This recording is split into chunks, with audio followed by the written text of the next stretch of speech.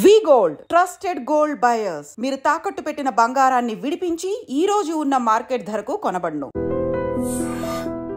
ఏ heroine ఎంత స్థాయి heroine అయినా సరే కాస్టింగ్ కౌచ్కి ఒప్పుకోకపోతే అసలు హీరోయిన్ అయ్యే ప్రసక్తే లేదు అని వాళ్ళు దే ఆఫర్ దెమ్సెల్వ్స్ సర్వైవల్ కోసం అంటారా? సో ఇటువంటి అయ్యి ఉంటుంది, మనం ఆఫర్ చేసేద్దాం, ఆయన అడగటానికి సిగ్గుపడుతున్నాడు, మనమే ఇచ్చేస్తే పోతున్నాం కదా అనే ఫీలింగ్లో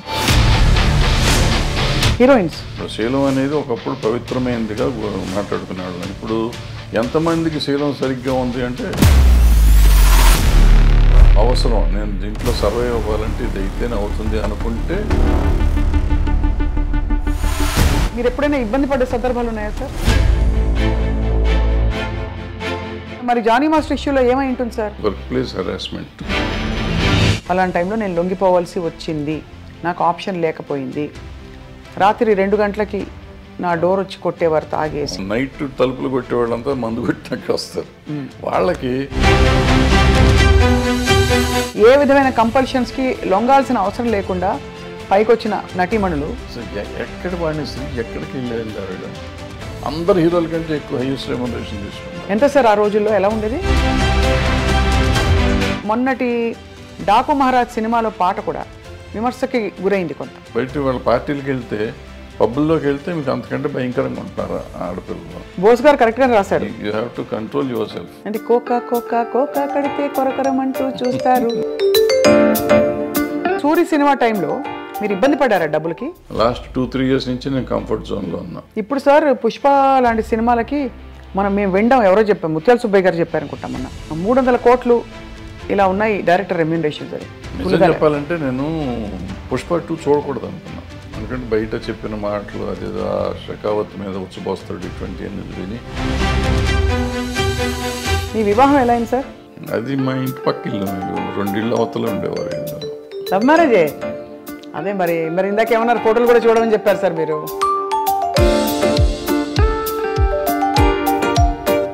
అందరికీ నమస్కారం. ఐ డ్రీమ్ మీడియా సగర్వంగా సమర్పిస్తోంది సిల్వర్ స్క్రీన్ లెజెండ్స్. చరిత్రని మార్చే దిశగా తన ప్రయాణం మొదలుపెట్టి నిర్మాతగా, దర్శకులుగా, పొలిటికల్ కమెంటేటర్గా, ఇంకా పాలసీ మేకింగ్ ఇష్యూస్పై మాట్లాడే వ్యక్తిగా, సంఘంలో సమాజంలో ఏది జరిగినా కూడా తన వంతు కృషి చేసి ఏదో ఒకటి చేయాలనే తపనని కొనసాగించే వ్యక్తిగా మనందరికీ సుపరిచితులు, అందరికీ చాలా ఇష్టమైన వ్యక్తి తమ్మారెడ్డి భరద్వాజ్ గారు. వారి ప్రయాణంలో మనం అనేక మలుపులు చూసాం, అప్స్ అండ్ డౌన్స్ చూసాం. పూర్తి కమర్షియల్ హిట్ సినిమాలు తీశారు, అటు చాలా మెసేజ్ ఓరియంటెడ్గా అవార్డ్ విన్నింగ్ ఫిల్మ్స్ తీశారు. వీటన్నిటితో పాటు ఎన్నో అనుభవాల్ని ఆయన మూట కట్టుకున్నారు. ఎంత సింపుల్గా ఉంటారో, ఎంత హంబుల్గా ఉంటారో వారిని చూసి ఆశ్చర్యం కలుగుతుంది. ఇవాళ మామూలుగా మాట్లాడే ఇతరత్ర అంశాల కంటే కూడా వారి మనసులో ఏముందో వెలికి తీసే ప్రయత్నం ఇవాళ కార్యక్రమం. సార్ నమస్కారం. చాలా ఓపిక ఎక్కువ సార్ మీకు. హాయిగా ఈ ఇంటర్వ్యూ వల్ల మీకు ఏమొస్తుందో తెలీదు, కానీ మాకు సమయం ఇచ్చి అంత ఆత్మీయంగా you let us come into your personal space. Thank you so much. Sir, how are you doing? ఎలా ఉన్నారు? గుడ్ మా, very good. So we're reminiscing, వస్తూ మీ సినిమాల జాబితా అంతా కూడా ఇంకోసారి గుర్తు చేసుకుందామని తీస్తూ వచ్చాను. చాలా గ్లోరియస్ అండ్ వెరీ సంక్షిప్తంగా ఉన్నా కూడా మీ యాక్చువల్ నంబర్ ఆఫ్ ఫిల్మ్స్ చూస్తే చిన్న లిస్ట్ కనిపించినా కూడా ఐ థింక్ చాలా ఇంపాక్ట్ఫుల్ ఫిల్మ్స్ అని అనిపించింది sir as a film lover. ఇప్పుడు ఏంటి సార్ మరి, what is your primary occupation ఇప్పుడు? ఏం లేదమ్మా, రైట్ నౌ ఏం లేదు, ఖాళీగా ఏదో అట్లా టైం పాస్ చేయటం. మీరు ప్రొడ్యూసర్గా మొదలుపెట్టినప్పుడు మీ జర్నీని ఇలాంటి సినిమాలే తీస్తానని అనుకున్న రోజులు ఉన్నాయా, లేక మీరు అలా నాన్నగారి ప్రవేశం ఉంది కాబట్టి అలా కంటిన్యూ అవుతూ వచ్చేసారా? లేదు, నేను నాన్నగారితో పాటు అసలు ఎప్పుడు ప్రయాణం చేయాలి. ఆయనకి మనకు అంటే దూరం కాదు, నేను ఉద్యోగం చేసుకుంటామండి ఇరిగేషన్ డిపార్ట్మెంట్లో. అవును, సివిల్ ఇంజనీర్గా. బట్ నాకు సినిమాలు అంటే పిచ్చి, సినిమాలు చూడటం పిచ్చి, తీయటం పిచ్చి కాదు. సినిమాలు చూడటం బాగా పిచ్చి. 2-3 సినిమాలు చూసాను రోజు. సో ఈ కొంచెం డిఫరెంట్ కథలు, వీళ్ళందరూ రాఘవేంద్రరావు గారు, దాసనారాయణ గారు, వీళ్ళందరూ కూడా కథలు నన్ను అడుగుతుంటారు. అంటే అన్ని లాంగ్వేజెస్ సినిమాలు చూసేవాడిని నేను. సో వాళ్ళు ఎప్పుడూ సరదా కూర్చోబెట్టిన ఆ సినిమా కథ ఏంటి, సినిమా కథ ఏంటి, ఈ టైప్లో ఉండేది. మా నాన్నగారు కూడా అట్లాగే అడుగుతాను. అట్లా ఒక మలయాళం కథ నాకు నచ్చి నేను కేశవరావు గారికి చెప్పాను, బాగుంటుంది సార్ తీసుకోండి. ఆయన అప్పుడే ప్రొడక్షన్లోకి వచ్చారు. డిస్ట్రిబ్యూటర్ ఆయన తారక రామ ఫిల్మ్స్. నేను చేయటం కదా నువ్వే చెయ్యి అన్నారు. అట్లా యాక్సిడెంటల్గా ప్రొడ్యూసర్ని అయిపోయాం. తర్వాత వచ్చిన కాడి నుంచి నాకంటే కొంచెం డిఫరెంట్గా ఉండే ఫిల్మ్స్ చేయాలని నాకు ఆలోచన. అంటే రొటీన్ సినిమాలు కాకుండా చేయాలని. అప్పట్లో డిఫరెంట్ అంటే ఏంటి మీ దృష్టిలో? అంటే రెగ్యులర్గా చూసే సినిమాలు కాకుండా నేను ఇప్పుడు కోతల రైడ్ చేసా ఫస్ట్ ఫిలిం. కోతల రైడ్ టోటల్గా నెగిటివ్ షేడ్ ఉంటుంది హీరో క్యారెక్టర్. ఫైనల్ క్లైమాక్స్ వచ్చేటప్పటికి చేంజ్ ఓవర్ ఉంటుంది. అంటే మనుషులు మనస్తత్వాల మీద ఎక్కువ ఆధారపడి ఉంటుంది. అంటే కథగా కొత్త కథ ఏం కాదు కానీ మనస్తత్వం, పిల్లడి మనస్తత్వం. దాంట్లో ఒక డైలాగ్ ఉంటుంది. ఆ అమ్మాయిని అతను వాడుకునేసి చెల్లి అంటాడు. ఫాదర్ పిలిపిస్తాడు. ఫాదర్ దగ్గరికి ఆ అమ్మాయి వస్తుంది, నన్ను మోసం చేశాడు మీ అబ్బాయి అని. ఆయన జడ్జి. వీడు గాలితే అంటే వచ్చినప్పుడు ఆ అమ్మాయిని వీళ్ళ పిల్లలకి, అన్నయ్య పిల్లలకి టీచర్ అనమాట. మొత్తాన్ని ట్రాప్ చేశాడు, అయిపోయింది, ఇట్లా అయింది, అన్యాయం చేశాడు మీ అబ్బాయి అని అడిగితే చిచ్చిచ్చి నాకు అట్లా ఎట్లా ఉంటుంది, ఆ అమ్మాయిని చూస్తే నాకు చెల్లెలు ఫీలింగ్ అంటాడు. అంటే అప్పుడు ఆ అమ్మాయి ఒక డైలాగ్ చెప్తుంది, నువ్వు ఆ 2 వర్షాలు అంత పవిత్రమైన చెల్లి అనే పదం అన్న దానికంటే లంజ అంటే నేను చాలా హ్యాపీగా ఫీల్ అయ్యేదాన్ని. చాలా పవర్ఫుల్ స్టేట్మెంట్ అది బాబోయ్ అని ఆ అమ్మాయి చెప్తుంది. చెప్తే ఫాదర్ అక్కడ మాట్లాడు అని వెళ్ళిపోతుంది. అమ్మాయి వెళ్ళిపోతే అప్పుడు ఫాదర్ అతన్ని కొట్టి, ఇలాంటి దరిద్రుడు నా కడుపును పుట్టిన, నేను సిగ్గుపడతాను, ఈ గైడ్ ఆఫ్ మై హౌస్ అని పంపించేస్తాడు. అలాంటి వాడు తండ్రికి కష్టం వచ్చినప్పుడు తండ్రిని కోసం మొత్తం కేసు వేసుకుని ఉరిశిక్షకి వెళ్ళిపోతానికి ప్రిపేర్ అయిపోతాడు. Quiet contrast character. అంటే మనుషులు మనస్తత్వాలు ఎట్లా ఉంటాయి అనేది ఉంటుంది. అట్లాగే మొగుడు కావాలికి వచ్చేటప్పటికి టేమింగ్ ఆఫ్ ద షూని ఒక రకంగా తీశారు. అప్పుడు మంచిలి అని హిందీ సినిమా వచ్చింది. అదో డిఫరెంట్గా ఉంటుంది. హౌ టు టేమ్ రిచ్ చెడిపోయిన అమ్మాయి, ఇలాంటి గాలిగా తిరిగే అమ్మాయి, చెడిపోయిన అమ్మాయి కాదు, రెస్పాన్సిబిలిటీస్ తెలియని అమ్మాయి, సమాజం అంటే రెస్పాన్సిబిలిటీ లేని అమ్మాయి. అటువంటి అమ్మాయిని దారిలోకి ఎట్ట తెస్తాడు. అట్లా ఒక్కొక్క సినిమాకి ఒక్కొక్క ఆలోచన ఉండేది. మరో కురుక్షేత్రం తీసాం. అప్పట్లో ఈ కమ్యూనిస్ట్ పార్టీల వాళ్ళంతా విడిపోతున్నారు, 36 పార్టీలు అని కలవాలి అని చెప్పి ఒక సినిమా తీసాం. అది అప్పటికి జనానికి ఎందుకు చెప్పాలి, తప్పు నాది, చూడండి అన్నారు జనం. అంతే.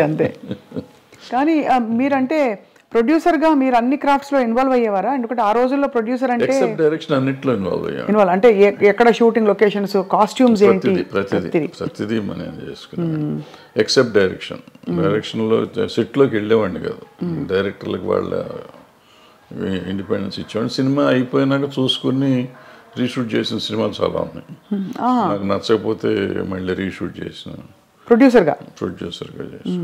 నచ్చకపోవడం అంటే మీకు కన్విన్స్ కాకపోతే, లేదు క్వాలిటీ సరిగ్గా లేదని అనుకున్న ఇది పండగ సీన్ పండాలి కదా, పండితేనే సినిమా అప్పుడు బాగుంటుంది. పండకపోతే ఆటోమేటిక్గా ఉండదు. అది నేను క్రాంతి గారి దగ్గర నేర్చుకున్నాను. యాక్చువల్లీ కోతల రైడ్ క్రాంతి గారు దగ్గరుండి చేయించాడు. మేము ఇక్కడే చేసాం, మన ముషిరాబాద్ జైల్లో తీసాం సీన్ మొత్తం. అందరిని పెట్టి తీసినాక అంతా చూస్తుంటే అక్కడ చాలా ఇంపార్టెంట్ సీన్. అతను జైల్లో ఉంటాడు, వీళ్ళందరూ వెళ్ళి నువ్వు చేయలేదని, నువ్వు మర్డర్ చేయలేదు, అతను మర్డర్ నేనే చేశాను, తండ్రిని కాపాడతానికి. తండ్రి జడ్జి వీడు ఎట్ట గాలి, నా మీద నేను జైలుకి వెళ్ళినా చచ్చిపోయినా ఎవరు పట్టించుకోరు, బట్ నాన్న సమాజానికి కావాలి కాబట్టి నాన్న ఉండాలి, నేను చచ్చిపోతాను అంటాడు. కాదు నువ్వు అసలు ఏమీ చేయలేదు కాబట్టి నువ్వు ఉండాల్సిందే అని చెప్పి తల్లి బ్రదర్స్ అందరూ పోరాడు. నువ్వు కేవలం చేయలేదని చెప్పి మిగతాది మేము చూసుకుంటా ఉంటాం, లేదు నేనే చేశానని చెప్తాడు. అది మంచి సీను, 15-20 నిమిషాల సీను. ఆ సీను పండల ఇక్కడ తీసాం జైల్లో. అప్పుడు అది మళ్ళీ తీసి ఇక్కడ సెట్ వేసి, మెడ్రాస్లో సెట్ వేసి, వీళ్ళందరినీ ఇక్కడ తీసుకుని రావాలంటే కష్టం అని చెప్పి సెట్ వేసి రీషూట్ చేసాం మళ్ళీ సీన్ అంతా. అట్లా మొగుడు కావాలో ఏదో నాకు నచ్చలేదంటే బ్రదర్స్ ఇద్దరు రిలేషన్షిప్ తెలియట్లా. సినిమా అయిపోయేసరికి సినిమా బాగానే ఉంది కానీ రిలేషన్షిప్ అసలు వాళ్ళిద్దరు అన్నదమ్ములు అనేది ఎక్కడ ఎస్టాబ్లిష్ చేయలేం. సో అది అప్పుడు మొత్తం కాపీ వచ్చినాక షూట్ చేసి దాన్ని యాడ్ చేసాం అన్నమాట. అట్లా మా ఇద్దరికి రెడీలు దగ్గర 5,000 to 6,000 feet రీషూట్ చేశాను. నాకు నచ్చలేదు తీసిన సినిమా. అయితే మీరు మొదటి నుంచి మీకు డైరెక్టర్ దృష్టి ఉంది? నేను హార్డ్లే చేసుకునేవారు, కానీ మీకు నచ్చలేదనే ఇది ఉండాలి ఇట్లా ఉండాలి అనుకుంటాం కదా, అనుకున్న విధంగా రాకపోతే అట్లా చేసుకున్నాం. కాస్టింగ్లో సార్ మీరు చాలా మందికి డైరెక్టర్గా అవకాశం ఇచ్చి ప్రవేశపెట్టారు. ఏంటి what would you look for ఒక హీరోయిన్ని తీసుకోవాలంటే ఆ రోజుల్లో? అంటే ఆ రోజుల్లో స్టాండర్డ్స్ ఎలా ఉండేవని? స్టాండర్డ్స్ ఏం లేవమ్మా, బట్ మన కంటికి నచ్చింది అంతే. మొగుడు నాకు అప్పట్లో ఈ ఆడపిల్లలని సరిగ్గా చూసేవాడిని. ఇట్లా వచ్చి అమ్మాయి వచ్చిందంటే కూర్చుని బాగుంది, ఫోటోలు తీసుకుని చూసి బాగుంది పంపించేసి ఓకే అని. వైజాగ్ వెళ్ళాం మొగుడు మన్మథ సామ్రాజ్యం సినిమాకి వెళ్ళి అమ్మాయిని ఫస్ట్ షాట్ పెళ్ళి సీన్ అనమాట. పెళ్లి కూతురుని చేశారు, పెళ్లి మండపం వేసి ఉంది. అమ్మాయి వచ్చింది, కెమెరామ్యాన్ పెద్ద గావు కేకేసాడు. ఏంట్రా అంటే అమ్మాయికి మెలకన్ను. ఏం చేయాలి అప్పుడు వైజాగ్ ఆర్టిస్టులు దొరకరు, అక్కడ మారుస్తానికి లేదు, రాత్రి ఫస్ట్ డే షూటింగ్ అది పైగా. సరే అందులో అమ్మాయిని కొత్త అమ్మాయిని తీసుకున్నాం. లతాశ్రీయా? ఆ అమ్మాయిని డిసప్పాయింట్ చేసిన తర్వాత అమ్మాయి ఆపరేట్ చేయించింది. తర్వాత అప్పుడేం చేశానంటే అప్పుడు అనుకోకుండా ఎందుకో నేను బాంబేలో కొన్నాను కాస్ట్యూమ్స్, నేనే వెళ్ళి కొనుక్కొచ్చా కాస్ట్యూమ్స్. ఆ కళ్ళజోళ్ళు తెచ్చా అక్కడి నుంచి. ఆ సీన్ ఒకదానికి ఆమె మిగతా అంతా గాగుల్స్ ఉంటాయి, పెద్ద గాగుల్స్ ఒక డజన్ తెచ్చాను. అవన్నీ ఆ సినిమాలో వాడేసాను. సో ఇక కళ్ళు కనప్పుడు సరిపోయి తర్వాత ఆమె ఆపరేట్ చేయించుకున్నాను. సో అట్లా వెళ్తూ ఉందన్నమాట. ఒకటి చేసుకుంటూ వచ్చేవాళ్ళం. అప్పుడు చిరంజీవి గారితో మీరు వర్క్ చేశారు. ఆ తర్వాత ఎక్కువ ఆయనతో మళ్ళీ అలాంటి జర్నీ మీకు కుదరలేదా? లేక అలాంటి కథలు పడలేదా మీకు? ఎవరైనా ఒక టాప్ స్టార్తో వర్క్ చేద్దాం కృష్ణ గారితో చేసాం. తర్వాత కృష్ణ గారితో చేసేది పెద్దవాడి తర్వాత చేయలేను. అంటే నేను చేసిన వాళ్ళంతా అప్కమింగ్ ఆర్టిస్టులు చేసాం. చిరంజీవి కానీ, భాను చంద్ర కానీ, సుమన్ కానీ, శ్రీకాంత్ కానీ, చక్రవర్తి కానీ, అందరూ అప్కమింగ్. కృష్ణ గారు ఒక్కళ్ళే అప్పటికే ఎస్టాబ్లిష్డ్. ఆయన దగ్గర 300 సినిమాలు, 293 సినిమా నేను చేసాను. సో ఆయన ఒక్కడితో నేను చేసిన, మిగిలిన మీకు ఎక్కువ సక్సెస్ ప్రొడ్యూసర్గా వచ్చిందా సార్, డైరెక్టర్గా వచ్చిందంటారా మీ దృష్టిలో? బికాస్ ప్రొడ్యూసర్గా మీరు మంచి సూపర్ హిట్లు కొట్టారు. అంటే నాకు పెద్దగా రెండిట్లోనూ రాలేదు నిజం చెప్పాలంటే. ప్రొడ్యూసర్గా మొదటి 2 సినిమాలు బాగా హిట్లు ఇచ్చాను. బాగా హిట్ ఇచ్చారు. కోతలరాయుడు, మొగుడు. డబ్బులు బాగా వచ్చాయి సార్? అప్పట్లో ఏమొచ్చి ఏం లేదు. సిల్వర్ జూబ్లీ ఆడితే నాకు గుంటూరులో సిల్వర్ జూబ్లీ ఆడితే 1,25,000 1,10,000 వచ్చింది షేర్ అంతే. అంటే ఇప్పటి లెక్కలో చూసుకుంటే మాక్సిమం 10 కోట్లు ఉంటుందా? ఇప్పుడే ఉండదు మరి. అంటే బడ్జెట్ కూడా అంతే పెరుగుతుంది కదా మరి. 10 లక్షల సినిమా అది. సినిమా అంతా 10 లక్షలే? 10 లక్షలేగా అప్పుడు. 1978 79 80 80లో మీకు 10 లక్షల బడ్జెట్తో మీరు సినిమా తీశారు. ఇప్పుడు ఒక 2 సీన్ల ఆర్టిస్ట్ని పిలవాలంటే 10 లక్షల కాల్ షీట్, అంతే కదా సార్? అలా మారిపోయాయి స్టాండర్డ్స్, ప్రొడక్షన్ బడ్జెట్స్ మారిపోయింది. రూపీ వాల్యూ కూడా పడిపోయింది కదా, రూపీ వాల్యూ లేదు.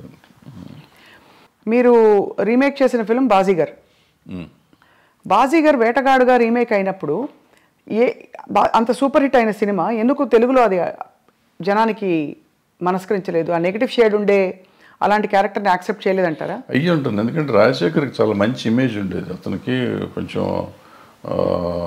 స్ట్రిక్ట్ పోలీస్ ఆఫీసర్గా కానీ, లేకపోతే సమాజానికి పనికొచ్చే క్యారెక్టర్స్ చేసే క్యారెక్టర్ ఉంది. అతను మనసు పడ్డాడు వచ్చాడు అనుకోండి. కానీ అందుకు నచ్చలేదు, మళ్ళీ లేట్ అయిందో సంథింగ్, మన టైం బాగోలేదు, లేకపోతే నేను బాగా తీయలేదు, డైరెక్టర్గా నేను పెర్ఫామ్ చేయలేదు, ఏదైనా అయ్యి ఉండొచ్చు.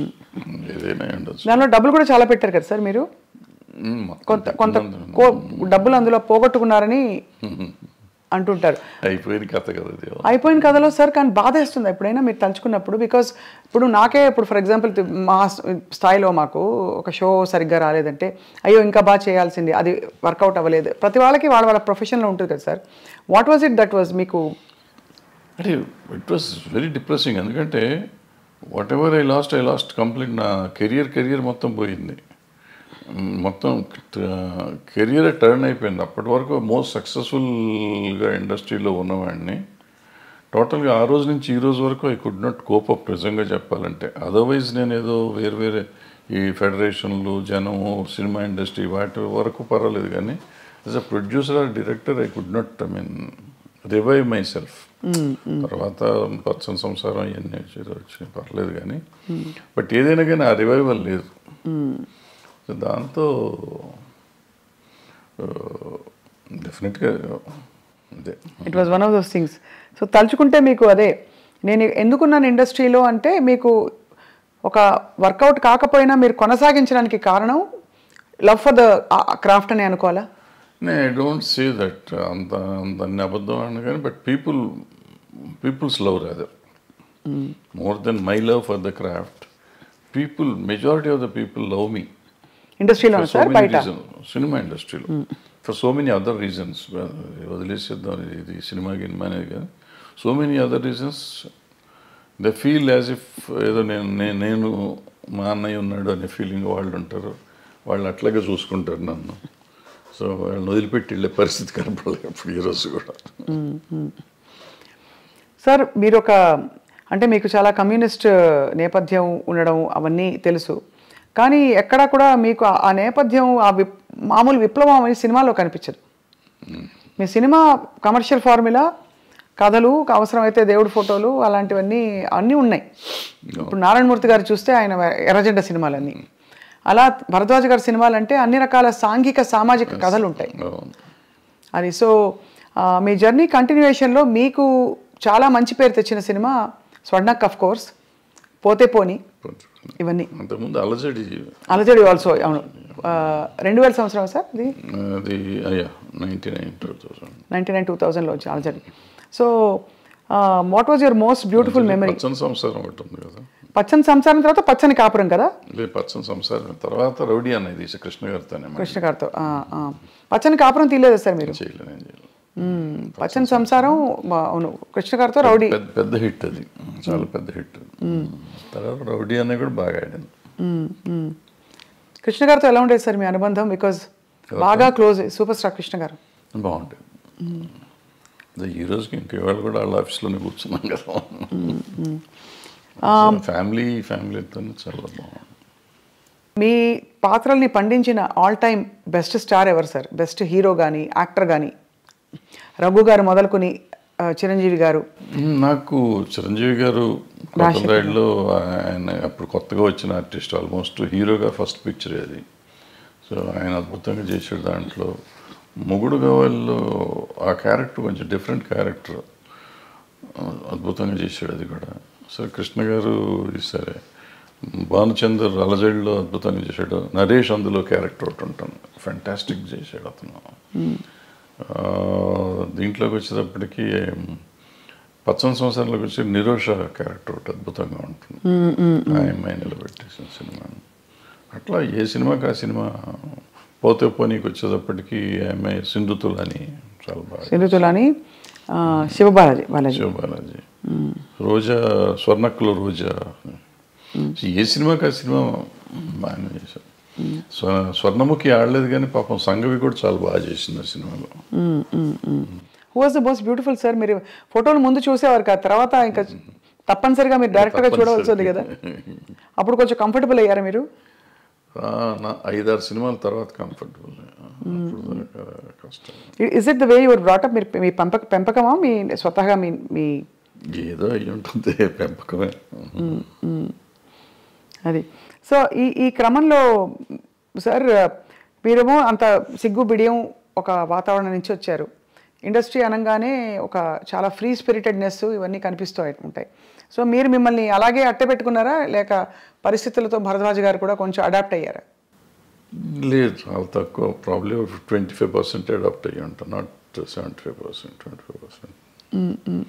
టు సమ్ ఎక్స్టెంట్ కొన్ని అడాప్ట్ అవ్వకపోతే బాగా సర్వైవ్ అవ్వలేం కదా. అవునవునవును.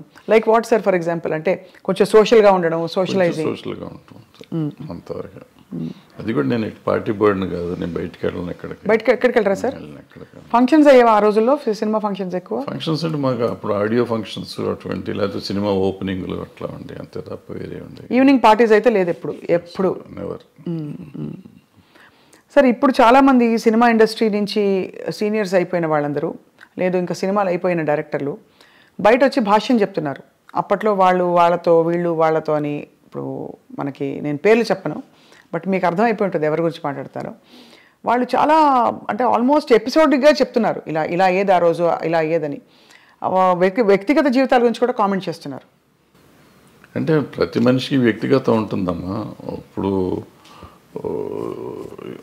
ఇట్లా ఉంటే ఇట్లాగే ఉండేవారు, ఇట్లా ఉండేవారు నీకు అది వ్యక్తిగతంగా రకరకాలుగా ఉంటారు మనుషులు. సో దాని వ్యక్తిగతాన్ని గురించి ఇప్పుడు మనం మాట్లాడటం కూడా అనవసరం. ప్రతి మనిషికి ఒక పర్సనల్ లైఫ్ ఉంటుంది. ఆ పర్సనల్ లైఫ్ కొంతమంది ఈ సినిమాల్లో మామూలుగా ఇప్పుడు ఈ కాస్టింగ్ కోచ్ అనేదో చెప్తూ ఉంటారు చూడండి. అవునవును. అది అందరూ చేస్తారంటే అందరూ చేయరు.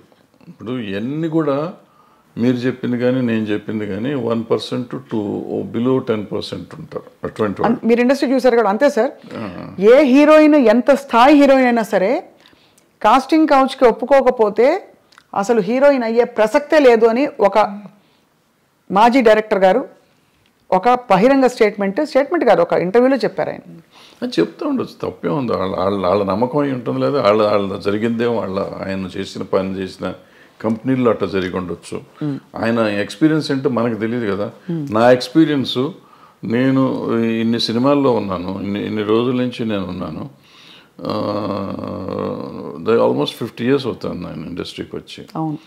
50 yearsలో I have never seen that, to be frank. ఇది అబద్ధం కాదు, నిజం. ఇన్ఫ్యాక్ట్ నాకు రివర్స్ నేను ఎక్స్పీరియన్స్ చేశాను. ఫర్ ఎగ్జాంపుల్ ఎలా రివర్స్ అంటే ఏంటి సార్? వాళ్ళు they offer themselves, girls, women. అంటే ఆఫర్ అంటే సర్వైవల్ కోసం అంటారా? ఇంతే పాపం. వాళ్ళకి ఏముంటుంది, భయం. మనం ఏంటో తెలియదు కదా. సో ఇటువంటిది అయ్యి ఉంటుందిలే, మనం ఆఫర్ చేసేద్దాం, ఆయన అడగటానికి సిగ్గుపడుతున్నాడు, మనమే ఇచ్చేస్తే పోతుంది కదా అనే ఫీలింగ్లో. అలా ఉన్నారా సార్ హీరోయిన్స్? అందరూ ఎవరో ఒకళ్ళు ఉంటారమ్మా. ఇప్పుడు వీళ్ళు అడిగారు అన్న ఎంతమంది తక్కువ మంది ఉంటారో అట్లా అడిగే వాళ్ళు కూడా అంతే తక్కువ ఉంటారు. That's why I'm telling you. You're giving a parallel. అది అర్థమైంది. బట్ అలా బిట్వీన్ 1 to 10% ఉంటారు తప్ప. అప్పట్లో సెల్ ఫోన్స్ ఏవి ఉండేవి కాదు కదా సార్. ఏముండవు. అలా అడగడం ఎలా తెలిసేది మరి వీళ్ళకి? అంటే కబురు పెడతారా? అడగటమే ఇవన్నీ డైరెక్ట్గా అడగటమే. అడిగేవాళ్ళు అనేవాళ్ళు డైరెక్ట్గా అడగటమే. ఏటో అడిగినా, వీళ్ళు అడిగినా వాళ్ళు అడిగినా, వాళ్ళైనా పెద్ద దానికి మొహమాటం సిగ్గులు ఏముండవు. It's very awkward sir. And అంటే ఇంత బ్యూటిఫుల్ పరిశ్రమలో ఈ ఒక్క విషయం ఇంత చర్చనీయాంశం అవుతుంది గత 10 ఏళ్లలో. అంటే చర్చనీయాంశం అంటే 2 రకాలమ్మ. ఇది ఇప్పుడు పిచ్చి ముందా పెళ్లి ముందా అంటే ఇప్పుడు ఇద్దరికి ఇష్టమైతే ఇప్పుడు అడగగానే లొంగిపోతారు అనేది కూడా నేను నమ్మను. అన్లెస్ వాళ్ళకి ఒక అవసరం, నేను దీంట్లో సర్వైవ్ అవ్వాలంటే ఇది అయితేనే అవుతుంది అనుకుంటే లొంగొచ్చు. లేదంటే ఎందుకు లొంగుతారు వాళ్ళు? అలాంటి ఏమంటారు మ్యూచువల్ బెనిఫిట్ కోసం జరిగితే జరగాలి తప్ప నేనేదో ప్రతి వాళ్ళు ఇట్లా చేస్తారంటే జరిగేది కాదు. మీరు ఎప్పుడైనా ఇబ్బంది పడ్డ సందర్భాలు ఉన్నాయా సార్? ఎట్లా అంటే వేర్ డైరెక్ట్లీ ఆర్ ఇండైరెక్ట్లీ మీకు ఒక కబురు పెట్టి మీ హీరోయిన్స్ వండుకుంటే ఒకటి అరా ఉంటాయి అంతే కాదు కానీ ఒకటి. అంటే అందరూ అలా వచ్చి ఉంటారు కదా, మీరు చెప్పారు కాబట్టి ఐఎమ్ ఆస్కింగ్. సో చాలా మంది చాలా జెంటిల్, చాలా మర్యాదగా సొంత పిల్లల్లాగా. నాకు ఆడపిల్లలే 3. సో వాళ్ళంతా మన ఇంటికి వచ్చి ఇంట్లో ఆడపిల్లలాగానే ఉండేవారు తప్ప ఎవరు ఒకటి అరా అటువంటి ఉన్నాయి పెద్ద విషయం. ఇవన్నీ అంటే ఇది ఇప్పుడు లేటెస్ట్గా మీరు కూడా మొన్న ఆఫ్ రికార్డ్ చాలా విషయాలు మీరు మాట్లాడినప్పుడు ఎక్స్ప్లెయిన్ చేసి చెప్పారు సార్. అదే ఈ జానీ మాస్టర్ ఇష్యూ తెరపైకి వచ్చినప్పుడు కూడా ఈ కమిటీలు వేయడం, వీటిని పరిష్కరించే దిశగా కమిటీల్లో ఉండేవాళ్ళు ఎవరు కూడా దిగొచ్చిన ఎవరు అంటే ఇట్స్ నాట్ సో ఈజీ కదా సార్. ఇవి హ్యూమన్ రిలేషన్షిప్స్ చాలా కాంప్లెక్స్గా ఉంటాయి. మీరు అన్నట్టు ఒక టైంలో ఇష్టం ఉండొచ్చు, ఒక టైంలో కాంప్రమైజ్ అవ్వచ్చు, ఒక టైంలో అది చెడుగా కనిపించవచ్చు, రకరకాలు ఉంటాయి, తప్పించుకోలేని పరిస్థితులు ఉండొచ్చు. ఏమిటవుతుంది sir? What you think is? అంటే ఇప్పుడు మీకు గతంలో మొదటి నుంచి కూడా చరిత్ర అనుకోండి, ఇతిహాసాలు తీసుకోండి, పురాణాలు తీసుకోండి.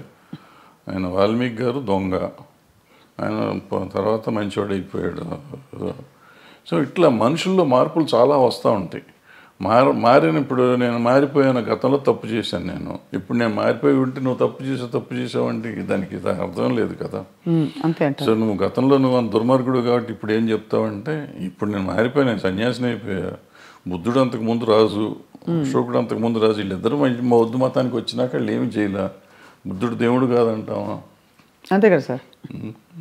సో మరి ఏ కాంటెక్స్లో చెప్తున్నారు అది? అంటే తప్పులు జరుగుతున్నాయి కానీ ఎట్లా ఉంటుందంటే నేను విక్టిమ్ని అనుకోమ్మా, విక్టిమ్ కానీ లేకపోతే నా మీద ఎలిగేషన్ వచ్చింది అనుకోమ్మా. సో నాకు కడుపు రగిలిపోతూ ఉంటుంది. అంటే ఇది ఎట్లా ఉంటుందంటే దీంట్లో ఇప్పుడు వస్తున్న ఇష్యూస్ అన్నీ ఏంటంటే ఇప్పుడు ఇద్దరు మ్యూచువల్గా ఒకళ్ళకొకళ్ళు ఇష్టపడతారు. ఇప్పుడు అప్పుడు కూడా కదా సార్, ఎప్పుడైనా కానీ ఇష్టపడతారు. ఇష్టపడతామో లేకపోతే సరెండర్ అవటమో ఏదైనా అనుకోండి. సరెండర్ అయినా కానీ తర్వాత కలిసి ఉన్నారుగా. అవును, నాతో సరెండర్ అయిపోయినాక ఇద్దరు కొంతకాలం కలిసి ఉన్నాం. ఇప్పుడు సరెండర్ అయిన వాళ్ళు నా మీద కేసు పెడతాం మొదలెడతాను అనుకోండి. అయితే సరెండర్ అయ్యి కొంతకాలం అయిపోయినాక నేనంటే వాళ్ళకన్నా మొఖం మొత్తి ఉండొచ్చు, నాకు వాళ్ళ మీదన్నా మొఖం మొత్తి ఉండొచ్చు. అది ఎవరికైనా ఎప్పుడైనా జరగచ్చు. వాళ్ళు నాకు బయటికి వెళ్తా అంటే వదిలిపెట్ట బుద్ధి ఇదిగా ఒకరికొకరు మ్యూచువల్గా వదిలిపెట్టపోయినప్పుడు ఈ కేసులు గట్టలు కథలు వస్తాయి. అప్పుడు నువ్వు ఎట్లా మొన్నటిదాకా బాగానే ఉన్నావు కదా, ఇప్పుడు నేను అవసరం తీరిందని వచ్చావా అని ఒకళ్ళు ఈ రకంగా ఉంటాయి.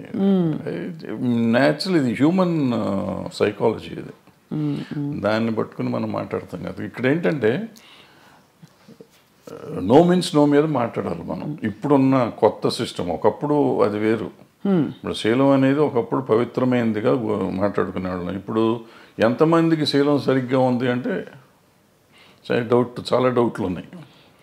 అంటే శీలాన్ని శీలంగా చూస్తున్నామా లేదా అనేది పాయింట్. అంటే ఇది వరకు it was a big taboo, అంటే ఇప్పుడు కాదు, అది ఇప్పుడు మోర్ నార్మలైజ్ అయిపోయింది. సో ఇప్పుడు దానికి ఏమవుతుంది ఆటోమేటిక్గా నీకు ఇష్టం లేనప్పుడు అవుతుంది. రోజు మనకి రిలేషన్షిప్లో ఉంటున్నాం, మనం రిలేషన్షిప్లో ఉన్నామని మనం ఫేస్బుక్లో పెట్టుకుంటున్నాం, ఇన్స్టాగ్రామ్లో పెట్టుకుంటున్నాం, అన్ని చోట్ల పెట్టేసుకుంటున్నాం. నెక్స్ట్ డే ఇప్పుడు బ్రేకప్ అయిపోయామని మనం పెట్టుకుంటున్నాం. సో మనమే అనౌన్స్ చేసుకుంటున్నాం వాట్ ఈస్ హ్యాపెనింగ్. అవును, ఆ తర్వాత మనకే కోపం వస్తే వాళ్ళ మీద కేసు పెడుతున్నాం. ఇది ఇప్పుడు దానికి ఎవరు బాధ్యులు అంటే కలిసి ఉన్నారు కదా. ఇప్పుడు ఏం పోయే కాలం ఏం తీపరం వచ్చింది మీకు అంటారు, మా అమ్మమ్మ భాషలో మాట్లాడాలంటే. తీపరం లేదు, తాపరం లేదు. ఇది ఏంటంటే నాకు ఇష్టం లేదు, నువ్వు రావద్దని రావకూడదు, అంతే, సింపుల్. సో అక్కడ నుంచి ఆ వైరం వల్ల వచ్చే కేసులు అంటారు ఇది. కానీ జెన్యున్గా ఆడపిల్లలకి రక్షణ లేదని హేమా కమిటీ రిపోర్ట్ని కూడా మీరు ఆమోదించపోరు. ఎందుకు డెఫినెట్గా ఉందమ్మా, డెఫినెట్. ఇప్పుడు ఒక అమ్మాయి వచ్చింది పాపం, ఎవరో ఒక అమ్మాయి ఆశగా సినిమాల్లోకి చేద్దామని వచ్చింది. వచ్చిన అమ్మాయిని నువ్వు నాకు ఏదన్నా ఇది ఇస్తేనే నేను ఉద్యోగం ఇస్తాను, వేషం కానీ పని కానీ ఇస్తాను అనేది దుర్మార్గమే కదా. హేమ కమిటీ రిపోర్ట్లో కానీ ఎక్కడైనా కానీ ఈవెన్ పాక్స్ దీంట్లో కానీ అదే చెప్తాను. నువ్వు అడగటం కూడా తప్పు. అడిగినాక లొంగి నువ్వు ఆ అమ్మాయికి పని ఇచ్చేసినా కూడా, ఎదురు పని ఇచ్చేసినా కూడా లొంగ తీసుకోవటం తప్పే. కాబట్టి ఏ రోజు తెలిసినా కానీ నా మీద నేను శిక్షార్హుడిని. ఏమంటే మ్యూచువల్గా కలిసి ఉన్నాం కదా, నీకేంటి అని మనం అడగటానికి లేదు. ఇంకా కలిసి ఉన్నా కానీ నువ్వు లొంగ తీసుకున్నావు కదా. అవును, ఇప్పుడు మరి జానీ మాస్టర్ ఇష్యూలో ఏమై ఉంటుంది సార్? అది దాన్ని నేను మాట్లాడకూడదు. మీరు మాట్లాడకూడదు కాబట్టి ఓకే ఫైన్, అడగం సార్. మేము కూడా కమిటీని కోర్టుని కంప్లీట్గా గౌరవిస్తూ బట్ అంటే దీనికి బేస్ లైన్ ఒక నార్మ్ ఎలా తీసుకోవాలనే ఒక క్వశ్చన్. ఎందుకంటే టిపికలీ రెమ్యూనరేషన్స్తో పాటు ఇట్స్ అన్ ఎక్స్పెక్టెడ్ ఫేవర్ అని వినికిడిలో ఉంది. చాలామంది హీరోయిన్లు, చాలామంది క్యారెక్టర్ ఆర్టిస్టులు, దీంట్లో జయలలిత గారు చెప్పారు సార్ ఫర్ ఎగ్జాంపుల్. ఇక్కడ మాకు ఆ కేసు మీరు అడుగుతున్న particular case it is work place harassment. Work place హెరాస్మెంట్లో అంటే మీరు పనిచేస్తున్నారు, మీరు సాక్షి టీవీలో పనిచేస్తున్నారు, లేకపోతే ఐ డ్రీమ్లో పనిచేస్తున్నారు.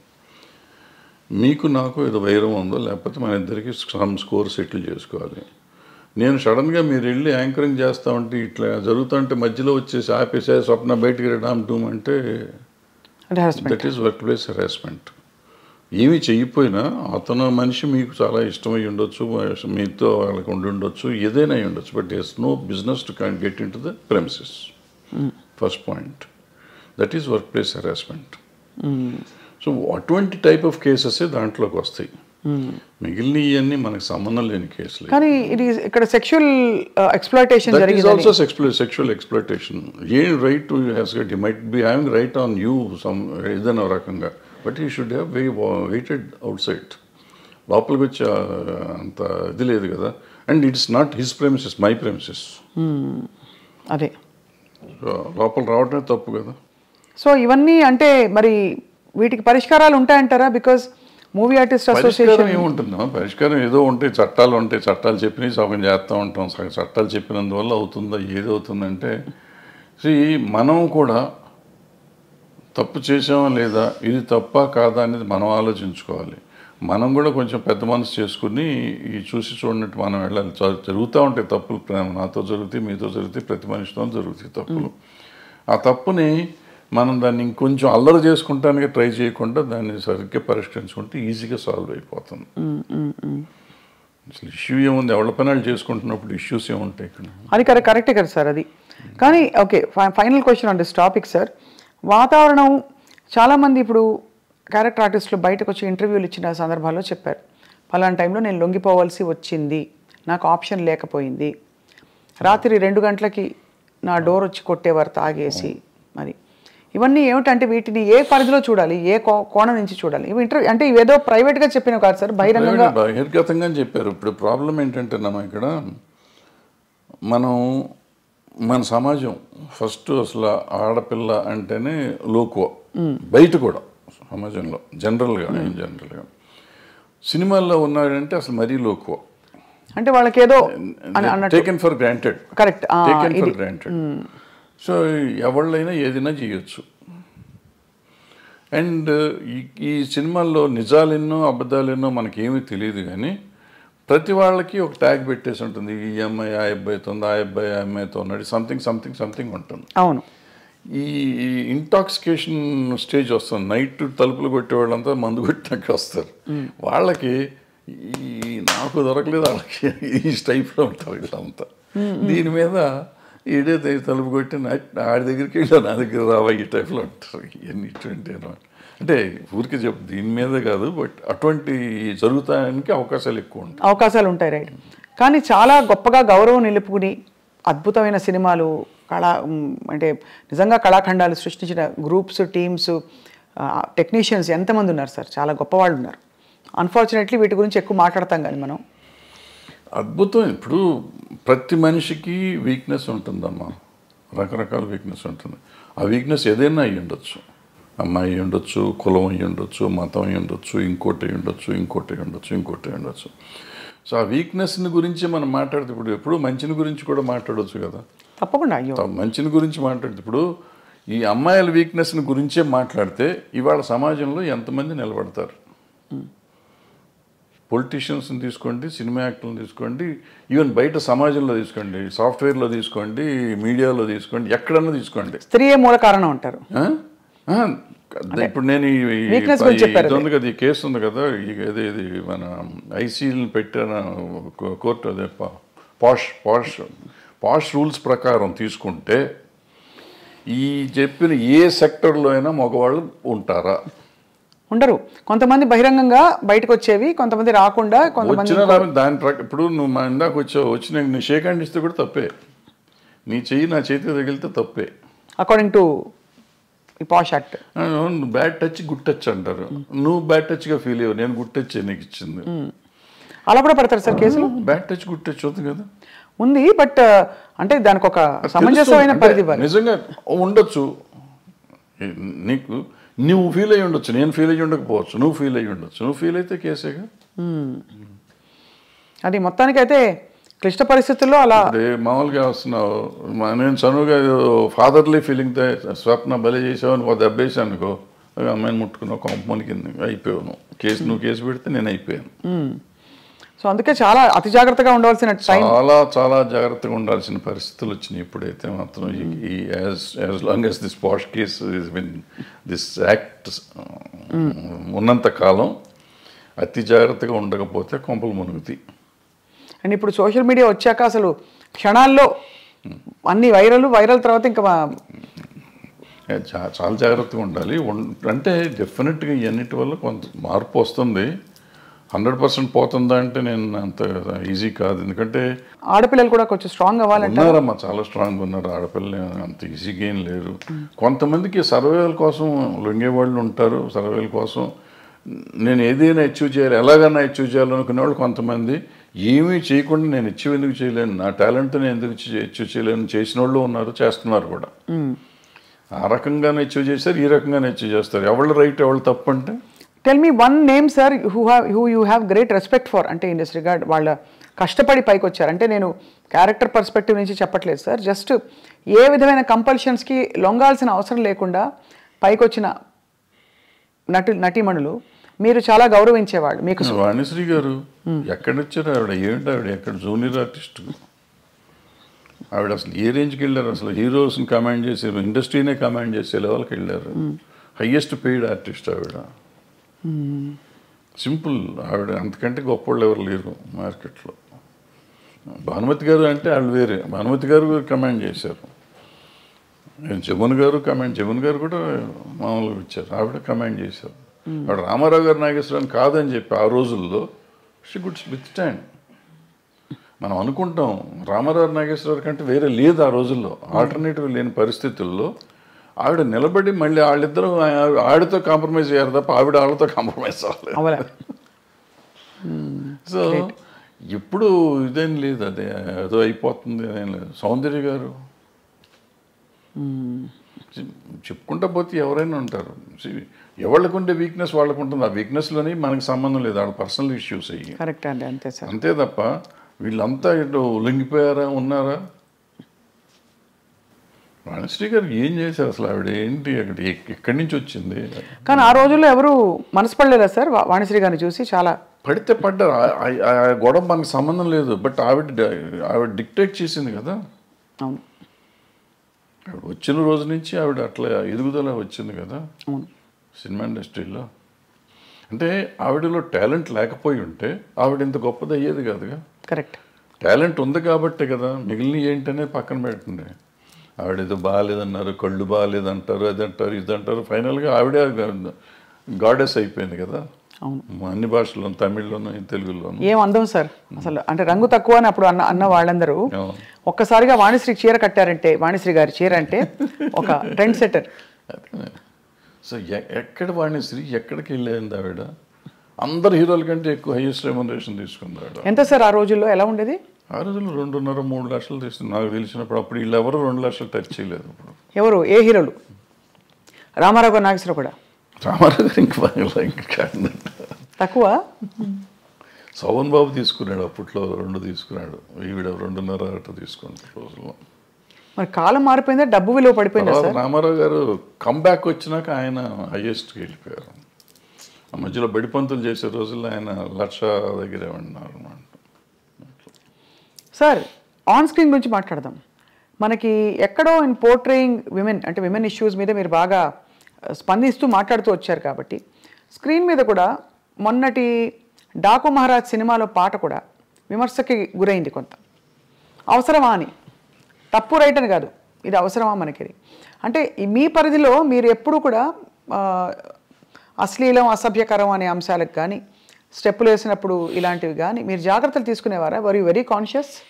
డెఫినెట్గా వెరీ కాన్షియస్. అంటే నాకు ఒక్క సినిమాకి నాకు కోపం వచ్చి తీసాను,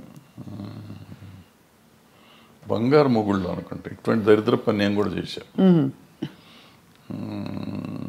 ఆ పాటే దరిద్రం. అక్కడ చేయేస్తే ఇక్కడ చేయేస్తే సంథింగ్ ఏదో ఉంటుంది, సరే గుర్తులేదు. అంటే మంచి నీతిగా అసలు ఎక్కడ ముట్టుకోకుండా ఒకళ్ళనొకరు టచ్ చేయకుండా సినిమా తీస్తా అంటే ఎవడో చూడలేదని కోపం వచ్చి ఆ సినిమా దరిద్రం పెట్టండి అని చెప్పి నేనే పెట్టి తీస్తాను. అంటే ఒక్కోసారి ఫ్రస్ట్రేషన్లో చేసిన పని అది చేసింది, నేను చేసిన తప్పే. బట్ ఇవాళ వాళ్ళు చేసిన తప్పండి. ఇప్పుడు నాకు వయసు అయిపోయి నేను సినిమాలు లేవు కాబట్టి వాళ్ళు చేసిన తప్పండి. ఇవాళ చిరంజీవి గారు ఠాగూర్లోనో దేంట్లోనో అదేదో సినిమా పాట ఏదో ఉంటుంది ఏమంటే, నేను అప్పుడు కామెంట్ చేశాను, అంత అద్భుతమైన సినిమాలు ఇది ఏంటండి అని చెప్పి. ఆ తర్వాత వాళ్ళంతా ట్రోల్ చేశారు. అట్లాగే బాలకృష్ణ గారు మొన్న ఆ సినిమాలో కూడా అది అనవసరం, అది ఆయన స్టేచర్కే అనవసరం. అసలు ఇవాళ అటువంటివి చూస్తారు అనుకోవటం అనవసరం. అంతకుముందు ఆయన చేశాడు కదా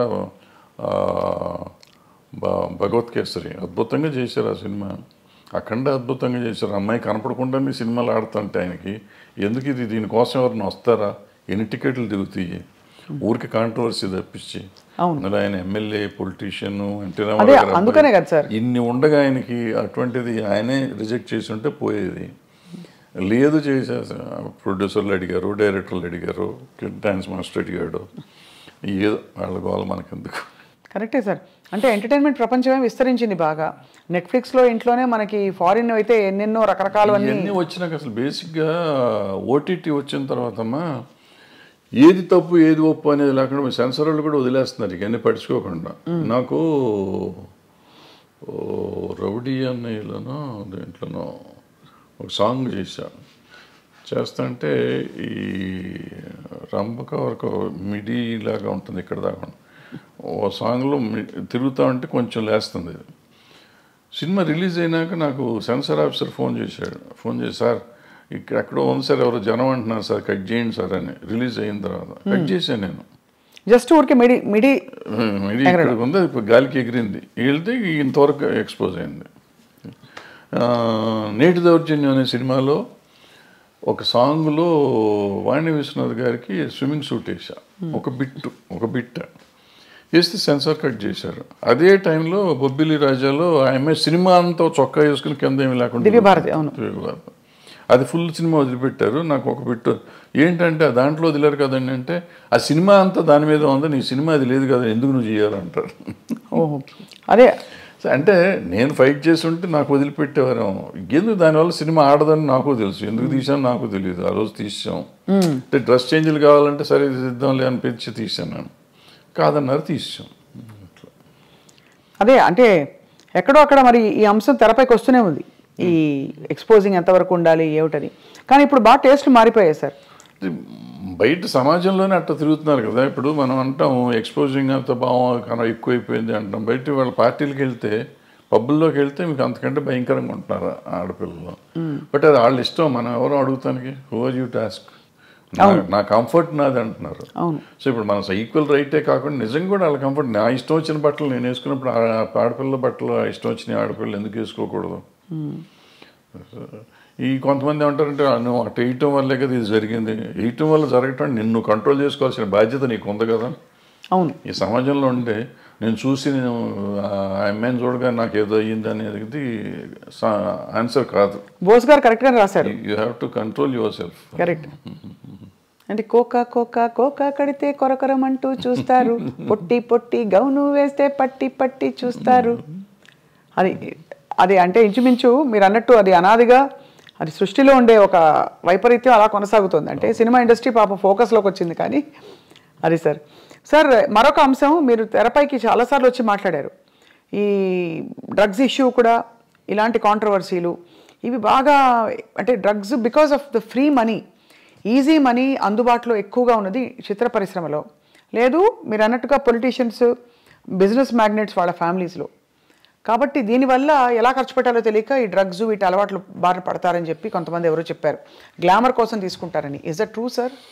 అసలు ఫస్ట్ పాయింట్ నువ్వు చెప్పిందంటే నేను ఏకీభవించున్నాను. ఇదేంటంటే సినిమా ఇండస్ట్రీలో డబ్బు చాలా ఎక్కువ ఉంటుంది అనేది నమ్మన్నాను. అసలు సినిమా ఇండస్ట్రీలో వచ్చే కొంతమంది దగ్గర డబ్బులు వస్తే బాగుంటుంది. చాలామంది 80-90% మధ్య వాళ్ళు డే టు డే ఎక్స్పెన్సెస్ కూడా ఎత్తుకునే బ్యాచ్ ఉంటారు.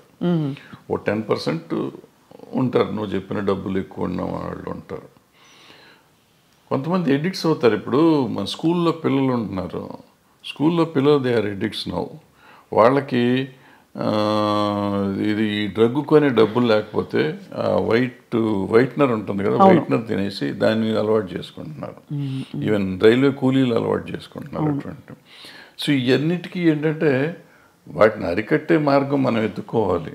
సో డబ్బు ఉంటే వస్తారు, డబ్బు ఉన్న వాళ్ళే చెడ్డవాళ్ళు, డబ్బు లేని వాళ్ళు మంచివాళ్ళు అనే శాస్త్రం ఎక్కడ లేదు. ఈ దురలవాట్లు అనేవి డబ్బు ఉన్నా లేకపోయినా అవుతుంది. సో ఈ అలవాటుని అరికట్టడం ఎట్లా అనేది మనం ముందు ఆలోచిస్తాం. అంటే ఈ డబ్బుని దానికి లింక్ చేయకూడదు. ఫస్ట్ అవును, దురలవాటుకి డబ్బుకి లింక్ చేయకూడదు. వ్యసనం అనేది డబ్బుతో రాదు, వ్యసనం నేచర్తో వస్తుంది. సో నేచర్ని కంట్రోల్ చేయాల్సిన బాధ్యత, నేచర్లో ఉన్న దీన్ని వ్యసనాన్ని కంట్రోల్ చేయాల్సిన బాధ్యత తల్లిదండ్రులకో లేకపోతే ఫ్రెండ్స్కో తీసుకోవాలి బాధ్యత. ప్లస్ మనం పర్సనల్గా పెరుగుతున్న కొద్దీ చేసుకోవాలి. అదేనా మీరు చెప్పినట్టు ఏదో అదేది అందం కోసం మనం ఈ తీసుకుంటారు అనేది నాకు కరెక్ట్ కాదు. అంటే స్టెరాయిడ్స్ చేస్తారు, కండలు కనపడటం కోసం స్టెరాయిడ్స్ తీసుకుంటారు అంటారు. అది కూడా ఎఫెక్ట్ చేస్తుంది. అది కరెక్ట్ కాదు, తీసుకోవటం కరెక్ట్ కాదు.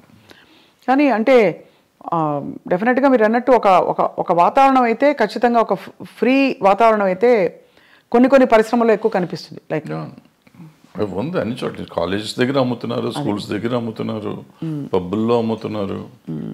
ఎక్కడ పడితే అక్కడే అమ్ముతున్నారు తీసుకొచ్చి. సార్ మీరు డబ్బులతో కాదని చెప్పారు, ఆ రోజువారీ సర్వైవల్కే చూస్తున్న వాళ్ళు కూడా చాలా మంది ఉన్నారు ఇండస్ట్రీలో. సార్ సూరి సినిమా టైంలో మీరు ఇబ్బంది పడ్డారా డబ్బులకి? నేను సినిమా తీసిన ప్రతి సినిమాకి ఇబ్బంది పడతాను, దీనికి ఇబ్బంది పడలేదు. మీరు ఎప్పుడు అంటే I never seen you lavish, ఎవరు మిమ్మల్ని అలా చూడలేదు. అది మీ చాయిసా మీ పరిస్థితా? పరిస్థితే, చాయిస్ ఉంది. ఇప్పుడు ఏదైనా సినిమాలో డబ్బులు వచ్చి ఉంటే డెఫినెట్గా దీనికి వాడుకుంటాం కదా. ఎక్సెప్ట్ స్వర్ణక్క నాకేమైందంటే బై ద టైం నేను కొద్దిగా రీజనబుల్గా డబ్బులు సంపాదించే సినిమాలు వచ్చేటప్పటికి నాకు బ్యాక్లాగులు ఉంటావచ్చు. ఆ బ్యాక్లాగులు తొలగించుకుంటూ రావటానికి సో ఇప్పుడు కంఫర్ట్ జోన్లోకి రాలేకపోయాను. నిజంగా చెప్పాలంటే లాస్ట్ 2-3 years నుంచి నేను కంఫర్ట్ జోన్లో ఉన్నా. లాస్ట్ 2-3 yearsలో కూడా నేను ఎక్కడో అంతకుముందు మీ ఐ డ్రీమ్లో పనిచేశాను ఒక సంవత్సరంన్నర. అది కంఫర్ట్. తర్వాత ఏదో వేరే ఛానల్లో పనిచేశాను. అదే నా కంఫర్ట్ జోన్ నాకు నిజంగా చెప్పాలంటే. ఇంతకాలం ఈ 76 ఏళ్ళ జీవితంలో లాస్ట్ 2-3 years కంఫర్ట్ జోన్. అంటే బ్యాంకులో బ్యాలెన్స్ నాకు ఖర్చులు పోను, 10-5 మిగిలే డబ్బులు బ్యాంకులో ఉండటం అనేది ఇదే చూడటం నేను. అది చాలా ఆశ్చర్యకరం సార్. మీకంటే అంత క్యాలిబర్ ఉండి అన్ని హిట్లు తీసి మరి అది ఏమంటారు, విధి అంటారా లేక పరిస్థితులు కలిసి రాకపోవడమా? పరిస్థితులు అంటే ఏంటంటే వీళ్ళందరూ చాలామంది ఆ రోజుల్లో, ఇప్పుడు అందరూ తీస్తున్నారు కానీ ఆ రోజుల్లో నేను ఒకే సంవత్సరం 5-6 సినిమాలు రిలీజ్ చేశాను. నేను డైరెక్షన్ చేసినవి కానీ రిలీజ్ చేసినవి కానీ. సో రొటేషన్లోకి వెళ్ళిపోతూ ఉండేది. ఒకవేళ వచ్చినా కానీ ఓ హిట్ ఓ ఫ్లాప్ ఉండేటప్పటికీ మనం అన్ని కంటిన్యూస్ సక్సెస్ హిట్లు తీయాల. తీసుంటే డబ్బు కనపడేదేమో, ఎప్పటికప్పుడు ఒకటి తగలగానే ఇమీడియట్గా రెండోది పోగొట్టేది. డబ్బులు వచ్చినాయి అనుకుంటే రెండోదట్లో పోయి. సో ఎక్కడ అంత కంఫర్టబుల్గా ఉంది. ఇప్పుడు సార్ పుష్ప లాంటి సినిమాలకి మేము వినడం ఎవరో చెప్పాం, ముత్యాల సుబ్బయ్య గారు చెప్పారనుకుంటాం మొన్న, 300 కోట్లు ఇలా ఉన్నాయి డైరెక్టర్ రెమ్యూనరేషన్స్ అని. అప్పట్లో అసలు చాలా తక్కువ కదా సార్.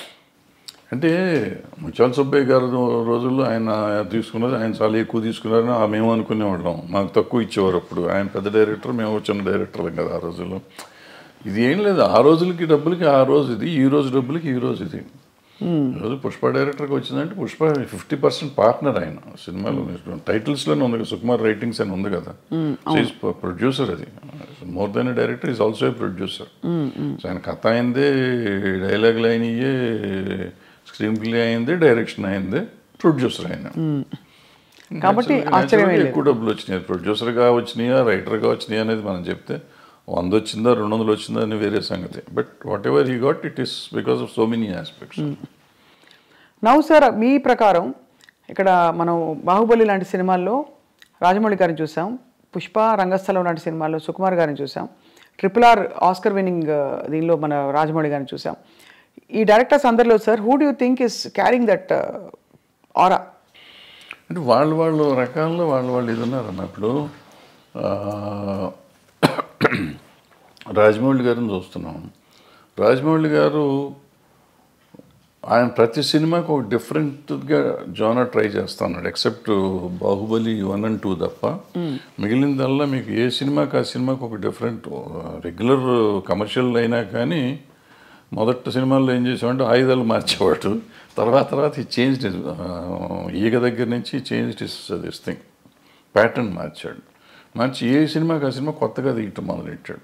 కొత్త కథలాగా డిఫరెంట్. కొత్త కథ కూడా కొత్తగా ఉండకపోయినా కానీ ఒక కొత్త బ్యాక్డ్రాప్ కొత్తగా ఉండటం అంతా డిఫరెంట్గా ఉంది. ఈగ తర్వాత ఇది మర్యాదరామన్న ఒక డిఫరెంట్ ఇది. ఆ తర్వాత వచ్చేటప్పటికి బాహుబలి, మగధీర, ఎక్కడికక్కడ మీకు సెపరేట్గా డిఫరెంట్గా వస్తున్నాడు ఆయన. సో రావటంతో మీకు ఆయన ఒకటి ఇదైంది.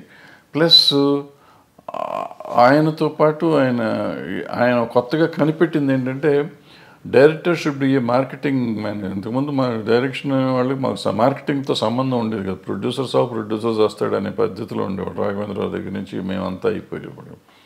బట్ ఈయన వచ్చేటప్పటికి how to market a film అనేది ఆయన నేర్పించాడు వాళ్ళ ఇండస్ట్రీకి. దట్ మార్కెటింగ్ స్కిల్స్ ఎంత అద్భుతంగా వెళ్ళిపోయినాయంటే వాళ్ళ భారతదేశం అంతా ఇదే అయిపోయే స్టేజ్కి బాహుబలి 2 చేసింది. అందరూ బాహుబలి 2 దంగలు కొట్టేసింది అంటారు కానీ దంగలకి ఏమీ సంబంధమే లేదు.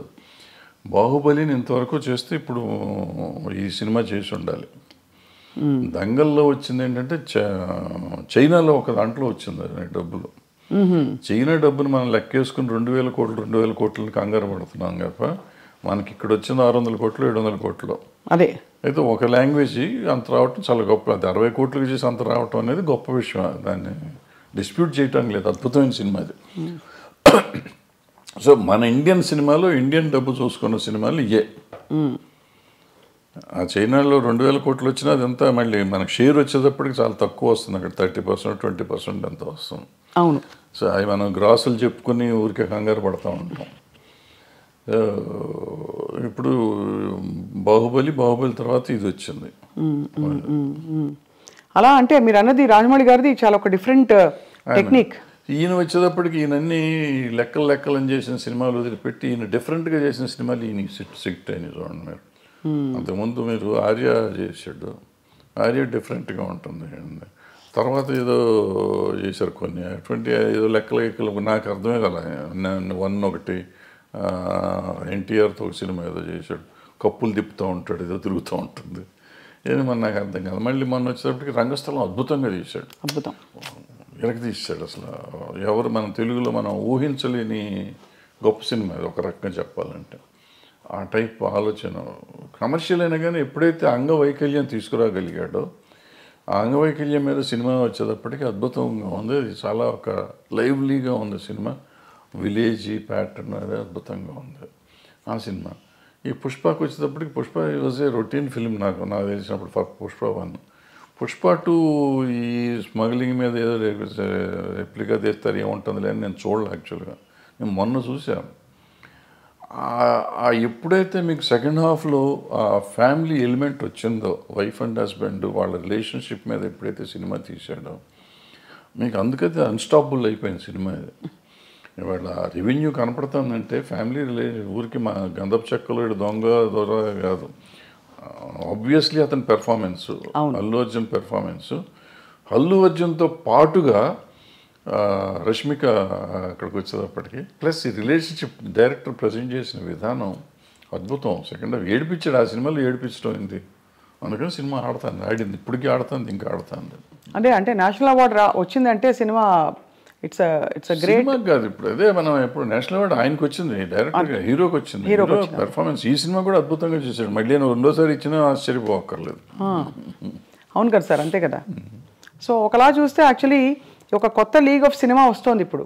అంటే పెద్ద స్కేల్ ఒకటి, బట్ యాక్టింగ్ ఓరియంటెడ్ ఇంపర్ఫెక్షన్స్. ఇది మామూలు సినిమా కింద లెక్క తీసుకోవాలి. ఇప్పుడు అలాంటి ఒక 100 సినిమాలు మొగుడు పిల్లలు ఒకళ్ళ కోసం ఒకళ్ళు బాధపడే సినిమాలు 100 ఉన్నాయి. ఒకళ్ళు ఎన్హాన్స్ చేసుకునే క్యారెక్టర్. నా మొగుడిని అంటావా అని పెళ్ళం తిరగబడింది, నా పెళ్ళాన్ని అంటావా అని మొగుడు తిరగబడ్డ సినిమాలు 100 ఉన్నాయి. వాళ్ళు ఒకళ్ళ కోసం ఒకళ్ళు చేసుకుంది. బట్ ఇవాళ దీని బ్యాక్గ్రౌండ్ ఈ గంధపు చెక్కలు ఇవన్నీ తీసుకుని చేసిందో నేను కోతల రేటు చెప్పానే. అలాంటి ఇలాగా ఇతను దొంగకి ఒక స్మగ్లర్కి వైఫ్ అంటే అంత ఎందుకు ఉండాలి? నన్ను ఇన్సల్ట్ చేసినందుకు కాదు, నా భార్య పేరు ఎత్తినది నాకు కోపం వచ్చింది, అందుకని నేను చూస్తానంట, నేను తట్టుకోలేను అంటాడు. ఎవరేం చెప్పినా ఒప్పుకుంటా, ఏమన్నా కానీ నా భార్య చెప్తే వింటానంటాడు. మరి అంత స్మగ్లర్కి ఈ సెంటిమెంట్ ఎందుకు ఉండాలి? నేను అక్కడ చెప్పానే, వైఫ్ని చెల్లి అన్న దరిద్రుడు తండ్రి కోసం జైలుకి వెళ్ళిపోయి చచ్చిపోతానంటాడు. అవును. సో అది నీకు ఎప్పుడు వేరియేషన్ వచ్చేటప్పటికి నీకు తేడా వచ్చేస్తుంది. సో అక్కడ ఇక్కడ కూడా మంచి దొంగలు, మధ్యలో దొంగ రాసుకలు తీశారు మీరు. దొంగ రాసుకలు టైటిల్ ఎట్లా పెట్టారు సార్? అది వాళ్ళ కథలో ఈయన చెప్పాడు, మన దివాకర్ బాబు గారు. ఆయన కథ కూడా ఆయన. నేను ఆ టైటిల్ ఒక్కటే చూసి మీ సినిమాలన్నింటిలో మీరే పెట్టుకుంటారు. రైటర్ ఆయన, అతను మన తమిళ ఆయన రైటర్. సో భలే ఒక long innings, 50 years in the industry. Everybody అందరూ మిమ్మల్ని అంత గౌరవిస్తారు, ఇప్పటికీ ఇష్టపడతారు. కానీ మీరు కుండ బద్దలు కొట్టి మొహమ్మీ చెప్పేస్తారన్నీ. ఎప్పుడు మీకు శత్రువులు తయారు అవ్వలేదా? ఉన్నారు, కొంతమంది అవుతారు, కొంతమంది తిడతానే ఉంటారు, అప్పుడప్పుడు తిడతా ఉంటారు. నన్ను చంపేస్తా ఉన్నాడు కూడా ఉన్నారు. ఉన్నారా? నడుస్తూ అంటే ఏ ఇష్యూలో సార్? ఏదో ఒక ఇష్యూలో వాళ్ళకి నచ్చని ఏదైనా చెప్తే కోపం వస్తుంది కదా. ఎవరు సార్? నేను దాసనారాయణరావు గారు, నేను కృష్ణ గారు భయంకరంగా పోట్లాడుకున్నాం. అవునా?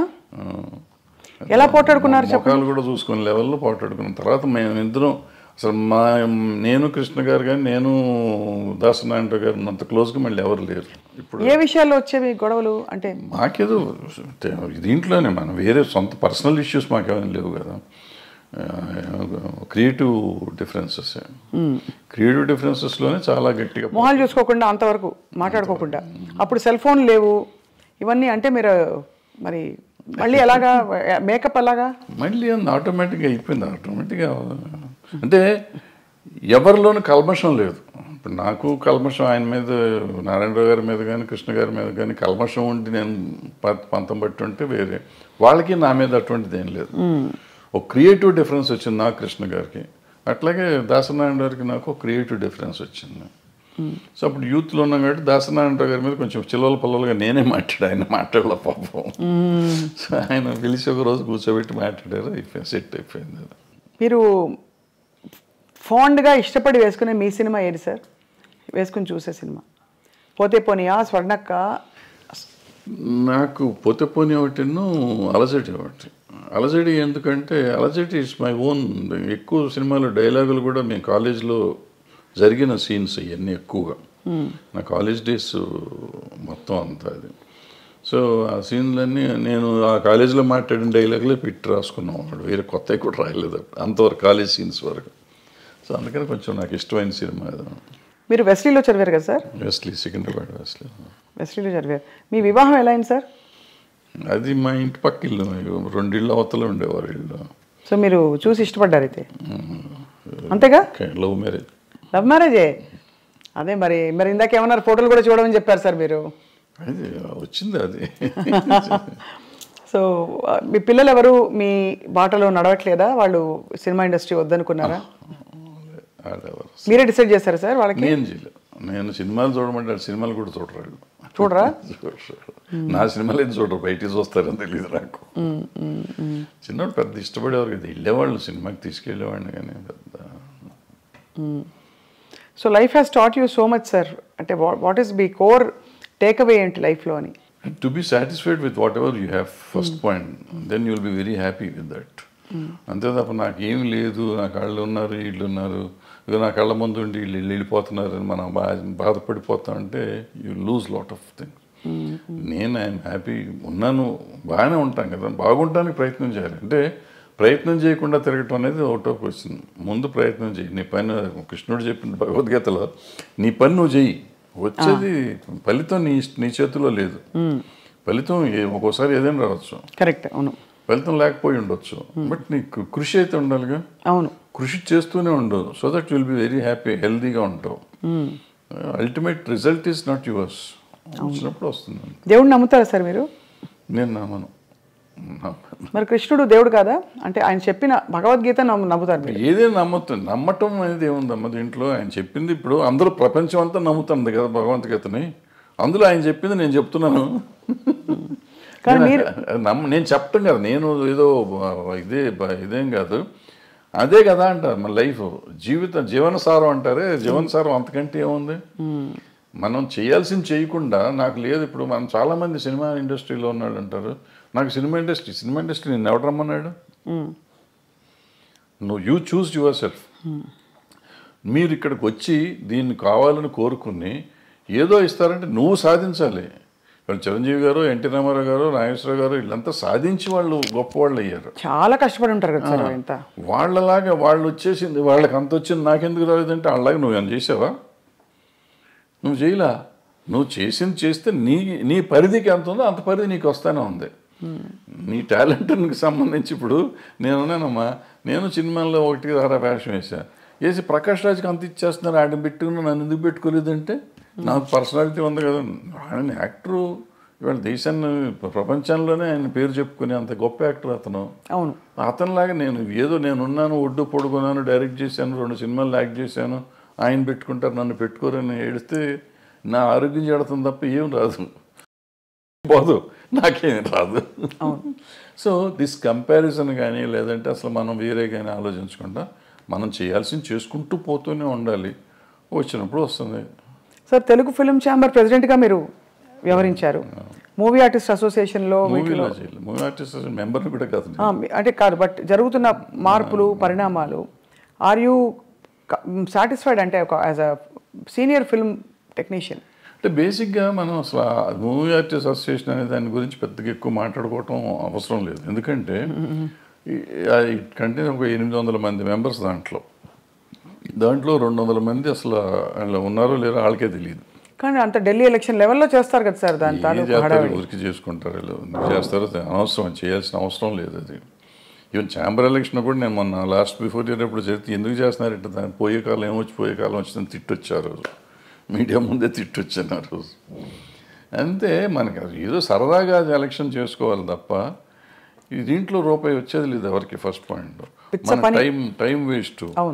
బట్ నువ్వు సర్వీస్ చేద్దామని వచ్చినప్పుడు డబ్బులు ఎందుకు ఖర్చు పెడతావు? నువ్వు చేసే సర్వీసే ఎక్కువ, సర్వీస్ చేస్తున్నావు. సర్వీస్ చేస్తానికి వచ్చి నువ్వు ₹1,00,00,000 ఖర్చు పెట్టి నువ్వు వస్తే నీ మోటివ్ ఏంటి? నీ మోటివ్ సర్వీస్ మోటివ్ కాదు. ఇంకా పవర్ వల్ల వచ్చేది కూడా ఏం లేదు. ఏముంటాం పవర్ వల్ల? మ్యాక్సిమం ఎప్పుడన్నా చీఫ్ మినిస్టర్ ఇంకోళ్ళు పిలిస్తే మీటింగులకు పిలిచినప్పుడు వీళ్ళు కూర్చుంటూ ఏమిస్తారు అక్కడ, అటుకులను జీడిపప్పు ఇస్తారు, అంతే, ఒక కప్పు కాఫీ ఇస్తారు. దానికోసం నువ్వు తాపత్రయపడతావు ఎందుకు? అంటే ఆల్రెడీ నీకు ఆ వాల్యూ ఉంది. నిన్ను ముఖ్యమంత్రి గారు పిలిచే లెవెల్ మీరు ఉన్నారు, ఆల్రెడీ పెరిగే ఉన్నారు. ఇవాళ దానికోసం కొట్టుకోవాల్సిన అవసరం లేదు కదా. ఏ పిచ్చి పనులు అంత. సో అయితే అదే, బట్ వివాదాలు మాత్రం వారానికి ఒకటి వస్తుంది. Jani master issue, Raj Tarun Lavanya issue, అవన్నీ ఇప్పుడమ్మా ఇంతమంది ఉన్న ఇండస్ట్రీలో ఇష్యూస్ ఉంటా ఉంటాయి. ఆ ఇష్యూని మనం సీరియస్గా తీసుకోకపోవటం అనేది మనం ఆలోచించుకోవాలి. ఏదో ఉంటాయి, ఉన్నప్పుడు దానికి పెట్టుకోవటం. సార్, మోహన్ బాబు గారి ఇంట్లో జరిగిన తగాదాలు ఏవైతేనా మీరు ఒక అంటే టెక్నీషియన్గా, సినిమా ఇండస్ట్రీ వ్యక్తిగా మీరు సమాధానించి చెప్పారా? ఎవరికి? ఆయనతోనా? ఇది ఏదో అది పర్సనల్గా కదా, ఒకవేళ నేను మాట్లాడినప్పుడు నేను పబ్లిక్లో చెప్పకూడదు కదా.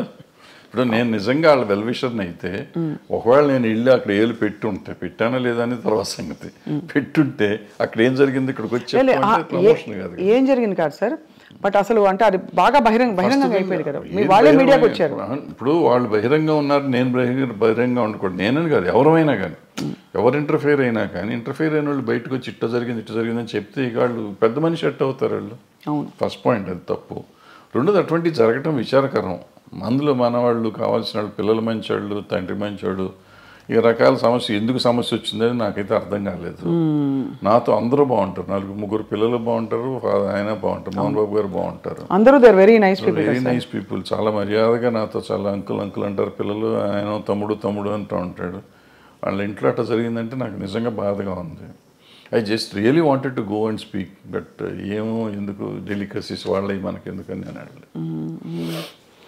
మొత్తానికి సార్ అయితే ఇప్పుడు అంటే there is a lot of turmoil going on around అనిపిస్తుంది సమాజం చూస్తుంటేనే. అన్ని చోట్ల ఉందమ్మా, సమాజంలోనే తేడా వచ్చేసింది. అది ఎందుకు వచ్చింది అంటే మార్పు ఇప్పుడు మానవతా విలువలు అనేవి పోయినాయి చాలా చోట్ల. మనం విలువల గురించి మాట్లాడతాం కానీ విలువలే లేవు. ఇప్పుడు ఇంతకుముందు అనుకున్నాం శీలం అనేది విలువ, ఆత్మీయతలు, మన సంబంధాలు, మానవతా సంబంధాలు విలువలు ఉండేవి. ఇప్పుడు అవన్నీ పోయినాయి. ఏదో ఉంటున్నాం, అందరం కమర్షియల్ అయిపోయాం. ఆ కమర్షియల్లో ఉన్న దాంట్లో ఇవన్నీ వాల్యూస్ లేవు కదా. వాల్యూ అనేది ఉంటే కదా. కొన్నిసార్లు వాల్యూ కోసం మనం అన్ని పోగొట్టుకునే కథలు చాలా ఉన్నాయి. గౌరవం కోసం అన్ని చేయాలి అని చెప్పి, అటువంటిది ఇప్పుడు గౌరవం లేదు, తక్కువలేదు. అందుకే ఒక ఫుల్ఫిల్మెంట్ రావట్లేదు జీవితంలో కదా. ఇప్పుడు ఇందాక చెప్పిన పుష్ప కథ కానీ, లేకపోతే మా కొత్తలేడు కథ కానీ, అదే ఫుల్ఫిల్మెంటు. వాళ్ళ భార్య కోసం భర్త, భర్త కోసం భార్య, తండ్రి కోసం కొడుకు అని ఇవన్నీ. అయితే భగవద్గీతలో కూతురు కోసం తండ్రి, తండ్రి కోసం కూతురు, ఇవి మానవతా విలువలు. అంటే వాటి కోసం అది ఎంత కమర్షియల్గా చేసినా కానీ మనం ఇవాళకి ఫీల్ అయ్యి సినిమాలు చూస్తున్నాం. బట్ దానికి వాల్యూ ఉంది, బట్ ఆ వాల్యూ మన జీవితంలో ఇవ్వలేకపోతున్నాం. సినిమాల్లో చూసి మనం సినిమా ప్రొడ్యూసర్కి డబ్బులు ఇస్తున్నాం కానీ మన జీవితంలో మన తల్లిదండ్రులకు కానీ, మన భార్య పిల్లలకు కానీ, మనం ఆ సుఖం అన్నదమ్ములకు కానీ, అక్క చెల్లెళ్ళకి కానీ మనం ఆ ఫీలింగ్ ఇవ్వలేకపోతున్నాం.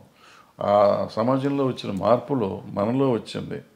మనం ఇన్ని మాటలు చెప్తున్న మన పిల్లలతో మాట్లాడటానికి మనకు టైం లేదు, మన తల్లిదండ్రులతో మాట్లాడటానికి మనకు టైం లేదు, అక్క చెల్లెళ్ళతో మాట్లాడటానికి టైం లేదు, భార్యతో మాట్లాడటానికి టైం లేదు. Are we avoid. ఒకవేళ టైం ఉన్నా కానీ ఎందుకో మనకు సాధ్యమైనంత వరకు దూరంగా ఉండటానికి ప్రయత్నం చేస్తున్నాం. ఇంకా విలువలు ఎక్కడి నుంచి వస్తాయి? విలువల గురించి మాట్లాడే నైతిక హక్కు ఎక్కడ ఉంది ఎవరికైనా? Very true sir. బహుశా కొంతవరకు సినిమా ప్రభావితం చేస్తుంది ఈ విషయాలని. బహుశా అలాంటి కథలు వచ్చేసి క్లిక్ అయిపోతే ఆడియన్స్తో తప్పకుండా, ఎందుకంటే ఇంత పెద్ద పెద్ద సినిమాలు ఇంత మార్పులు తెచ్చిన సినిమాలు మనుషుల్లో సమాజంలో ఉన్నాయి. చెడు ప్రభావం చూపించిన సినిమాలు కూడా కొంత ఎంతో అంతో ఉండుంటాయి. నిజం చెప్పాలంటే నేను పుష్ప 2 చూడకూడదు అనుకున్నా. ఎందుకంటే బయట చెప్పిన మాటలు అదేదో ఆ షకావత్ మీద ఉచ్చబోస్తాడు ఇటువంటి అన్ని విని ఇటువంటి పిచ్చి సినిమాలు చూడాలా మనం ఎందుకు అని చెప్పి చూడండి. ఎందుకో చూద్దామని మనం పెట్టుకున్న ఫస్ట్ హాఫ్లో నాకు చిరాకుగా ఉండింది. ఫస్ట్ హాఫ్ చూస్తానికి నాకు took me about 5 hours first half చూడటానికి. ఇంటర్వెల్లో వెళ్ళి మెల్లిగా భోంచేసి వచ్చి కూర్చున్నాం. మళ్ళీ సరే చూద్దాం వద్దా 10 నిమిషాలు ఆలోచించి పెట్టినా డోంట్ బిలీవ్ ఆ గంట 20 నిమిషాలు గంట 40 నిమిషాలు ఉంది ఆ సినిమా మొత్తం కంప్లీట్ చూసి ఐ వాజ్ క్రయింగ్ యాక్చువల్గా. అంటే అక్కడ నీకు లైఫ్ ఉంది, అంతకుముందు లైఫ్ లేదు, అంతా ఏదో సినిమాలు కమర్షియల్గా ఉండేదంతా తీసాడు ఆయన. ఇక్కడ జీవితం తీసాడు. ఆ భార్యాభర్తల అనుబంధాన్ని చూస్తే నాకు అసలు పిచ్చెక్కిపోయింది. ఆ అమ్మాయి కోసం ఇతను తప్పనగానే వేరే సీన్లో ఆ అమ్మాయి వాళ్ళని చార్జ్ చేసిన సీన్ కానీ, తర్వాత ఆడబిడ్డ కోసం ఇతను వెళ్ళి ఫైటింగ్ చేస్తున్నాడు. అంటే వాడు అంత పెద్ద డాన్ లాంటి వాడు వెళ్ళి లైఫ్ను పోగొట్టుకుంటున్నాడు, డబ్బును పోగొట్టుకుంటున్నాడు, ఎన్ని పోయినా పర్లేదు నాకు పిల్ల కాపాడితే చాలనే ఫీలింగ్ తెచ్చా. అంటే మనలో కూడా ఒక ఆవేశం తీసుకురాగలిగాడు. ఖచ్చితంగా సార్. ఏసే నా కొడుకు అనే ఫీలింగ్ ఉంది ఆ సినిమా చూస్తానంటే. వదిలిపెడతావేంటారు నువ్వు అసలు అనే ఫీలింగ్ ఉండేది. ఆ దీనికి తీసుకెళ్ళారంటే మనలో ప్రతి మనిషిలోనూ అంత ఎమోషన్ తీసుకురాగలిగితే బాగుంటుంది. అవును, సినిమా డబ్బులు ఇచ్చి సినిమా చూడటం కాదు, సినిమాతో పాటు మనం నేర్చుకోవాల్సింది అది. మనం అది వదిలిపెట్టేస్తాం. దాంట్లో వాడు స్మగ్లింగ్ ఎలా చేశాడు, ఎలా దొంగతనం చేశాడు, ఎవరిని చంపాడు, ఎలా చంపాడు, అల్లు అర్జున్ కత్తితో కొట్టాడా చంపాడా, ఇది ఆలోచిస్తాం. అల్లు అర్జున్ అనే క్యారెక్టర్ రష్మిక అనే క్యారెక్టర్ని ఎంత బాగా ప్రేమించాడు, రష్మిక అనే క్యారెక్టర్ అల్లు అర్జున్ అనే క్యారెక్టర్ని ఎంత బాగా ప్రేమించింది, అంటే నా క్యారెక్టర్స్ ఒరిజినల్ని అనేది మనం ఎవరిని ఆలోచిస్తున్నాం. Very very true sir. I think human values relationships నిలబడ్డప్పుడే టోటల్ సక్సెస్ అని చెప్పచ్చు. సినిమాకి కావచ్చు, జీవితాల్లో కావచ్చు. కానీ భరద్వాజ్ గారు మీరు మళ్ళీ వెబ్ సిరీస్ కానీ ఇంకా ఏమన్నా వెంచర్స్ కానీ క్రియేటివ్ వెంచర్స్ చేసే అవకాశాలు ఉన్నాయా? ఏమన్నా వర్క్ చేస్తారా? చెప్తున్నా కదా, నేను పని చేస్తానే ఉంటా, ఖాళీకి ఏం లేను. ఏదో ఇటువంటి కథ రాసుకోవటం రైటమో చేస్తా ఉంటాను. మనకి అవకాశం కూడా రావాలి కదా, అవకాశం వస్తే చేస్తానికి రెడీగానే ఉన్నాం. బట్ నేను ఇందాక చెప్పినట్టు I keep on trying to do something. అవుతుందా అవదా నాకు తెలియదు, అయినప్పుడు అవుతుందా, అవ్వకపోతే కూడా నష్టం లేదు, అయితే లాభం లేదు. But you're always in the news and everybody watches your videos. మీ వీడియోస్కి చాలా మంచి స్పందన చూశాను నేను. కాబట్టి పొలిటికల్ ఇష్యూస్ కావచ్చు, సినిమా ఇండస్ట్రీలో అవుతున్న అంశాలు కావచ్చు సార్, ఎప్పుడు మీరు ఏదో ఒక కొత్త విషయం చెప్తారు, లేదు పాత విషయం అయినా కొత్తగా చెప్తారని ఆశిస్తూ ఉంటాం, ఎదురు చూస్తూ ఉంటాం మీ దీనికోసం. సో అది సార్, చాలా ఆనెస్ట్ కాన్వర్జేషన్ సార్ ఇవాళ. ఇంత డీటెయిల్గా ఎప్పుడు మాట్లాడి నాకు తెలియదు. కానీ మీ సినిమాలో నేను నటించాననే ఒక చిన్న విషయాన్ని నేను ఇప్పుడు అందరికి పోతే సినిమాలో చాలా ఎంజాయ్ చేశాను sir. Those few days of work. ఆ క్యారెక్టర్ కూడా నా రియల్ క్యారెక్టర్ కాబట్టి, జర్నలిస్ట్ క్యారెక్టర్ కాబట్టి నాకు ఐ ఫెల్ట్ ఎట్ హోమ్.